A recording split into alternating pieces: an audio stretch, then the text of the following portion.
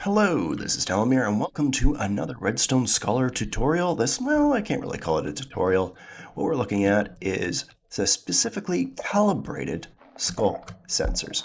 Now, the reason why it's these calibrated skulk sensors we're looking at is because the normal ones have a cooldown of 2 seconds compared to these having 1 second, and that's very important. And the reason why is we're thinking about looking at how to make skulk sensors into timers. Now, you'd think, well, there.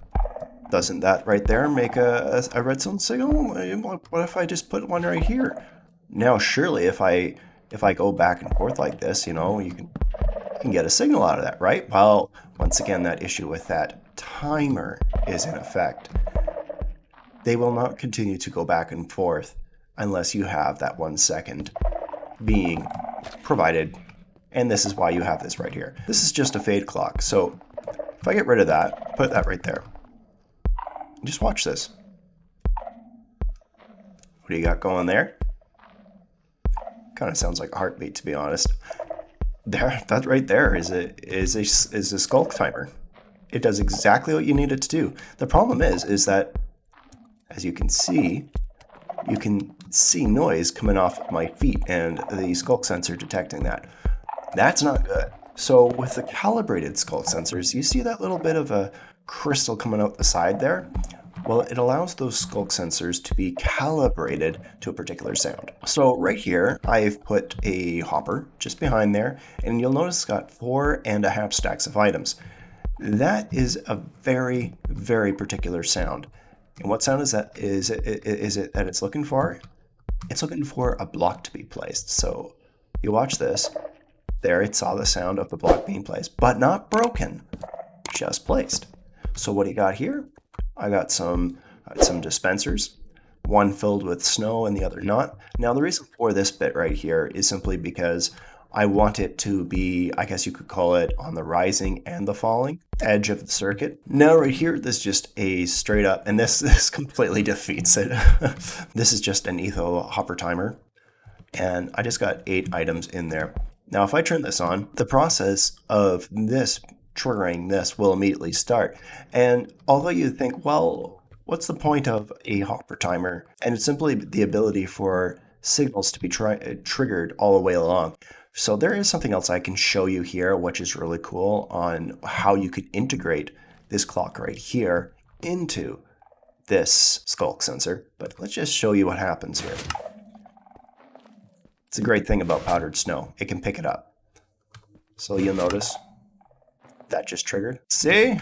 Now there's also another thing here. You need to block the sound of this block being placed. And that's why there's wool there. So it's not going to come back and get heard by this. And the same thing with this. So that is just one thing to keep in mind. And this is a really interesting and very useful circuit inside of, I'd say, really large redstone builds that are compressed within I'd say its range is about 15 blocks. So within one chunk, I'd say you're looking at, whether that's vertically or horizontally. So I'm going to show you one more thing here that I found very interesting. I'm just going to pull this lever on down.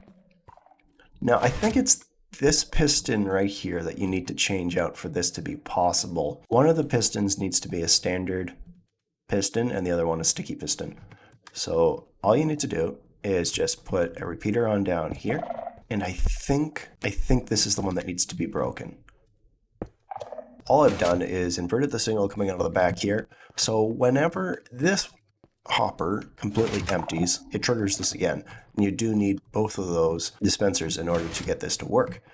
Now, if you do have something that's placing snow or water or something like that within the circuit, this is not going to be something you're going to want to use. What you'll want to use instead is the sound of a mop going up and down, and you'll need to recalibrate this in order to go and have that in place. And it's really quite easy. All you need for that to work is you just need a sticky piston with a slime block on top of it. I'll show you exactly what I'm talking about here. Basically, it just looks like something like this, where you've got something to hold the guy on the inside. So your villager or your zombie, you might find that the zombie would work better, just because it's easier to find them. But let's just toss this down here so you know what I'm talking about. Put your zombie on down. You'll want to give it a bit of a name tag to get this to work. But all you're basically doing is feeding something like this just to send off a quick pulse. I'm gonna extend that pulse just a hair because I think that is a bit too short of a pulse. And that's going to produce the sound that's needed in order to go and trigger this when you have it calibrated to footsteps. And there is, in fact, one that's specifically for footsteps. The only problem is that if you're looking for footsteps, you better not be anywhere near your redstone project, or at least maybe you're crouching while you're walking around it. That's quite important. But yeah, you're just looking for ways to trigger your Skulk sensors without having any other part of the redstone build interfering with it. That's really all there is to it. Like that's that perfect loop right there. And what I'm going to do is I'm going to show you a list of all the calibration requirements for each power level that you would need to do in order to put into something like a hopper or maybe a chest for this to work. So that's all I got for you guys in this video. So if you like the video, please do leave a like. And if you want to see more of my stuff, subscribe. See you guys all in another video. Bye.